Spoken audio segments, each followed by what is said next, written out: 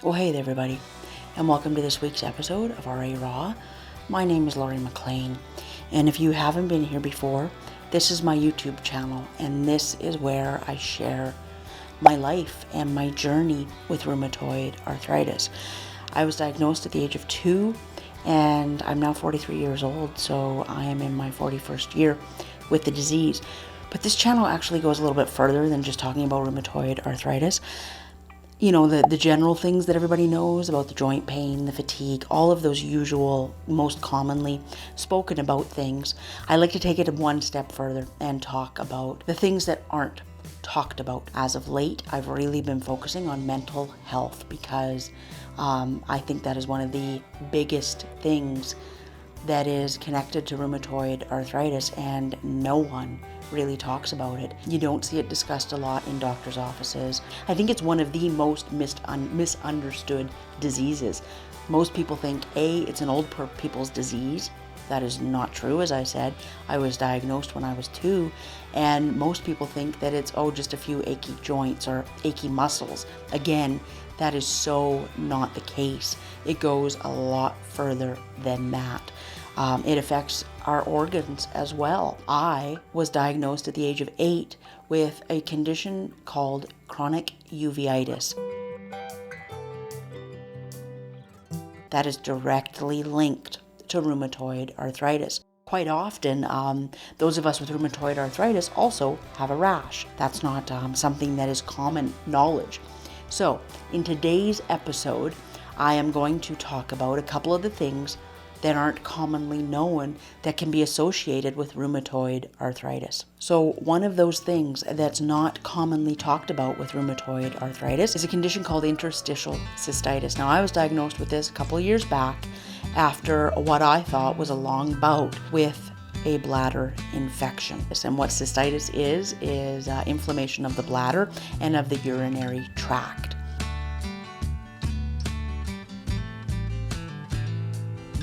When I was in the emergency room for the second time, asking a doctor to please help me because I was not producing enough urine, I was in extreme pain, I felt generally like crap. I thought it was a infection that just wasn't clearing up because I am on Humira and methotrexate, which are known to delay healing. This doctor finally came in and he said, all your tests look good. I am 99.9% sure that you have a condition known as interstitial cystitis. I went home, I did my research. He sent me away with a lot of Advil and a prescription for a drug known as Pyridium, which basically is a dye that numbs the urinary tract and helps relieve that urge to have to go. Now, at that time, I thought I knew just about all I could know about rheumatoid arthritis. Completely blew me away. I was just so happy to know that I had a diagnosis, that it wasn't a urinary tract infection that wasn't clearing up. So yay, that meant that my Humira and my methotrexate weren't interfering with the healing process. From there on in, I learned what things I should and shouldn't eat because cystitis is very much connected to the things we eat. So for me, spicy foods are a no-no because it flares my cystitis. I'm not going to go, deep into what cystitis is and what you can do to help relieve it, but I just want you to know that it is something. So if you keep getting urinary tract infections or what you think might be a UTI, go to your doctor and say, I keep having all these symptoms and the antibiotics seem to be alleviating it for a little while, but then it comes right back. That was the key for me. It was what seemed like a recurrent urinary tract infection that was not responding to antibiotics. But yet, in my test, there was nothing growing in the cultures. Yes, I did have white cells in my urine, but that's commonplace with cystitis. I'll put a link in the description below for more information on it so you can take a look at the symptoms and so forth in further detail. Let's go on to the second thing I want to talk about. So the second thing that I want to talk about that can be related to rheumatoid arthritis is, as I mentioned, chronic uveitis. Retinitis is another thing that can be related to rheumatoid arthritis, and they are both inflammation within the eye. Now for me, that happened at the age of 8, and there it just kind of spiraled and snowballed even, I would say. The drugs that they put me on to control the uveitis in my eyes caused cataracts. At that point, it was decided that I needed to be on those meds because we needed to control the inflammation in the eye because it was taking my vision away. Here's what I want you to do. I want you, if you have rheumatoid arthritis, please get your eyes checked regularly, but let your optometrist know that you have rheumatoid arthritis. Also, if you begin to notice any changes in your eyes at all, for me, that meant, I was a kid, so I had trouble seeing the blackboard. My vision was decreasing and they thought that I just needed glasses. But then something else started to happen, which kind of tipped the doctors off that there was more going on. And that was floaters within the eye, those little black things that, people will get from time to time. Well, I had a lot of them.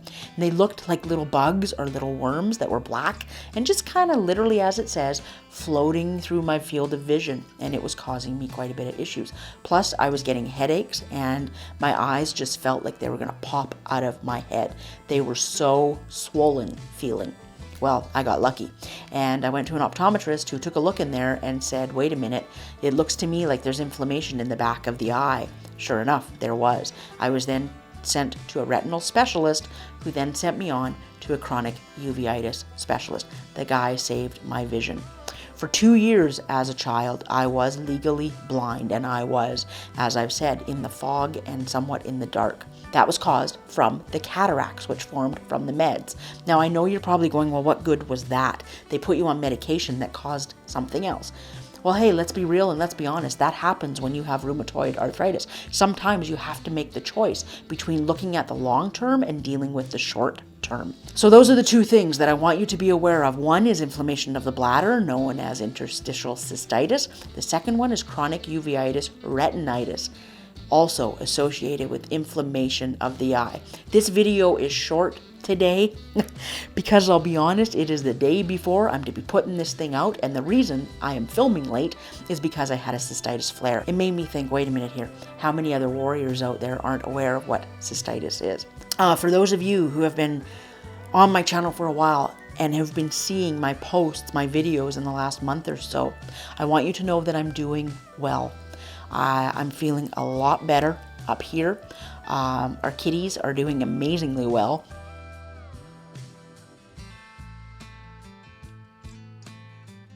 And because of that, I'm doing better. But I have sought out mental health help. Well, hey there, everybody. Hope you all are doing well. So I'm getting ready to have my first appointment with a psychologist to give me some tools and the proper insight as to how I need to deal with my anxiety.